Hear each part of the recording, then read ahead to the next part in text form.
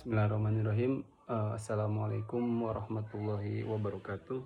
Sebelumnya perkenalkan, nama saya Asep Irawan dari semester 5. Ingin memenuhi tugas sosiologi hukum dari dosen Pak Anwar. Terima kasih. Di sini saya akan sedikit membahas mengenai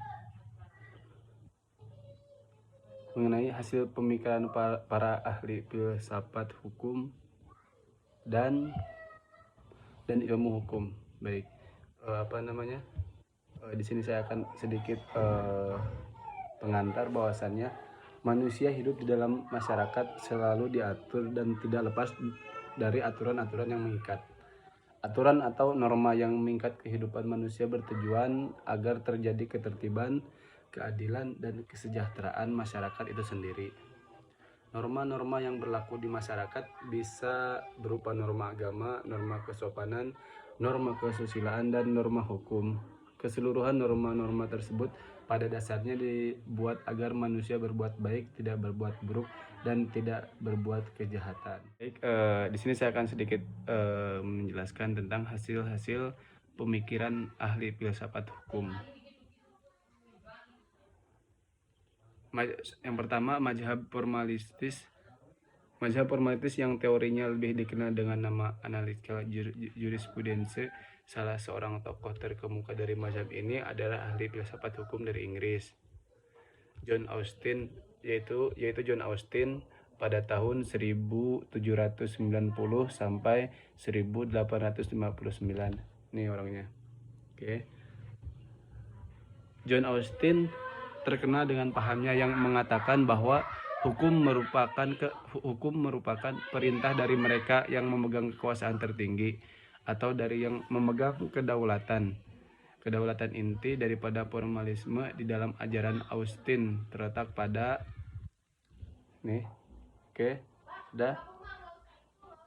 ia beranggapan bahwa hukum yang sebenarnya mengandung 4 unsur. Yang pertama perintah, kedua sanksi, 3 kemajuan, dan 4 kedaulatan. Itu adalah itu adalah 4 unsur hukum menurut John Austin.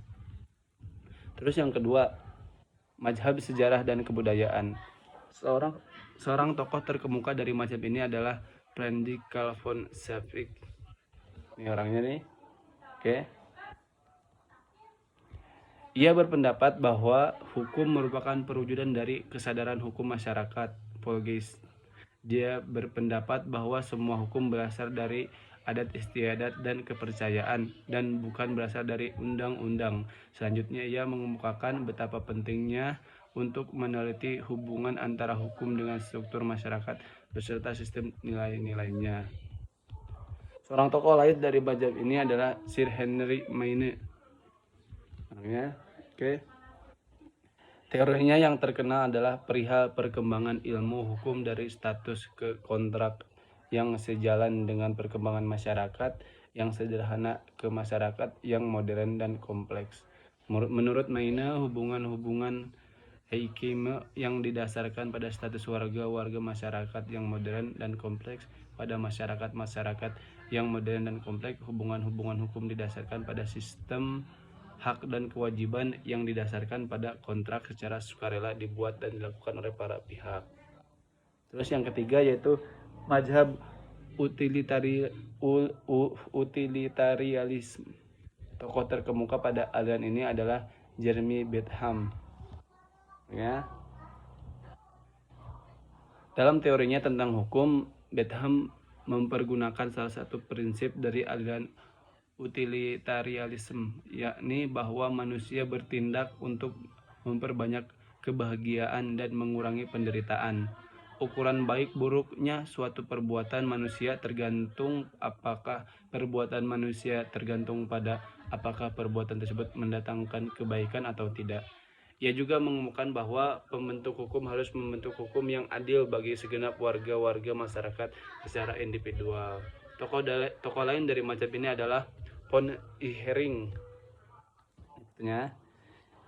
Ia menganggap bahwa hukum sebagai sarana untuk mengadilkan individu-individu agar tujuan sesuai dengan tujuan masyarakat di mana mereka menjadi warganya. Bagi Ihering, hukum juga merupakan suatu alat yang dapat dipergunakan untuk melakukan perubahan-perubahan sosial.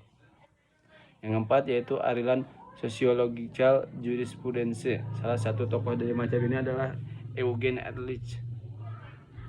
Contohnya, ia berpokok pada perbedaan antara hukum positif dengan living law, atau dengan perkataan lain, suatu perbedaan antara suatu perbedaan antara kaedah-kaedah hukum dan kaedah-kaedah sosial lainnya. Ia menyatakan bahwa hukum positif hanya akan efektif apabila selaras dengan hukum yang hidup di dalam masyarakat. Ia juga mengatakan bahwa pusat perkembangan dari hukum bukanlah terletak pada badan-badan legislatif, keputusan-keputusan badan yudikatif ataupun ilmu hukum, melainkan terletak di dalam masyarakat itu sendiri. Tokoh lain dari mazhab ini adalah Rochus Pon.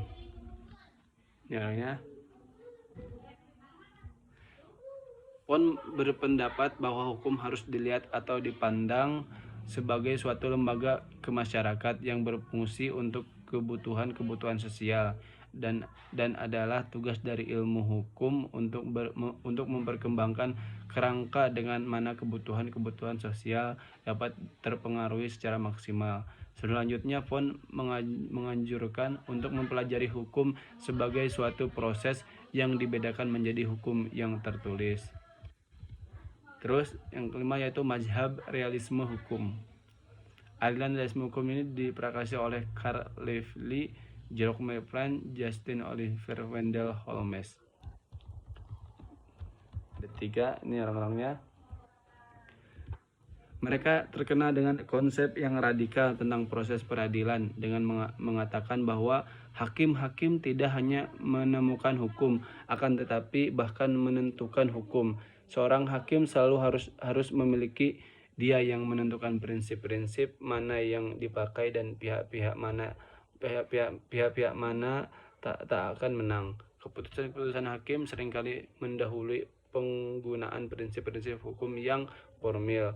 Keputusan-keputusan pengadilan dan doktrin hukum selalu dapat diperkembangkan untuk menunjukkan perkembangan atau hasil-hasil proses hukum. Ahli-ahli pemikiran ini menaruh perhatian besar pada keadilan. Yang terakhir yaitu hasil pemikiran para ahli filsafat mengenai ilmu hukum. Ilmu hukum mempunyai karakteristik sebagai ilmu yang bersifat preskriptif dan terapan. Sebagai ilmu yang bersifat preskriptif, ilmu hukum mempelajari tujuan hukum, nilai-nilai keadilan, validitas aturan hukum, konsep-konsep hukum, dan norma-norma hukum. Sebagai ilmu terapan, ilmu hukum menetapkan standar prosedur, ketentuan-ketentuan, rambu-rambu dalam melaksanakan aturan hukum. Sifat preskriptif keilmuan hukum ini merupakan suatu yang substansial di dalam ilmu hukum. Hal ini tidak akan mungkin dapat dipelajari oleh disiplin lain yang objeknya juga hukum. Suatu langkah awal dari substansi ilmu hukum ini adalah perbincangan mengenai makna hukum di dalam hidup masyarakat. Dalam hal ini, ilmu hukum bukan hanya menempatkan hukum sebagai suatu gejala sosial yang hanya dipandang dari luar, melainkan masuk ke dalam hal yang lebih esensial, yaitu sisi intrinsik dari hukum. Dalam setiap perbincangan yang demikian, tentu saja akan menjawab pertanyaan mengapa dibutuhkan hukum sedangkan sudah ada norma-norma sosial yang lain. Apakah yang diinginkan dengan kehadiran hukum? Dalam perbincangan yang demikian, ilmu hukum akan menyoal apa yang tujuan hukum. Dalam hal demikian, apa yang menjadi siyatannya ada terhadap dengan apa yang seharusnya. Pada perbincangan akan dicari jawaban yang nanti akan menjembatani antara dua realitas tersebut. Sifat ilmu hukum sebagai ilmu terapan merupakan konsekuensi dari sifat preskriptifnya. Suatu penerapan yang salah akan terpengaruh terhadap sesuatu yang bersifat substansial. Suatu tujuan yang benar tetapi dalam pelaksanaannya tidak sesuai dengan apa yang hendak dicapai akan berakibat tidak ada artinya. Mengingat hal tersebut dalam menetapkan standar prosedur atau cara harus berpegangan kepada suatu yang substansial. Dalam hal inilah ilmu hukum akan menelaah kemungkinan-kemungkinan dalam penetapan standar tersebut. Berdasarkan sifat keilmuan, ilmu hukum dapat dibagi menjadi 3 lapisan. Dalam bukunya Jan Justice dan Mark Van Hokke membagi ketiga lapisan tersebut adalah Raison dogmatique, dogma hukum, terus res theorie, teori hukum, dan res teleology, filsafat hukum.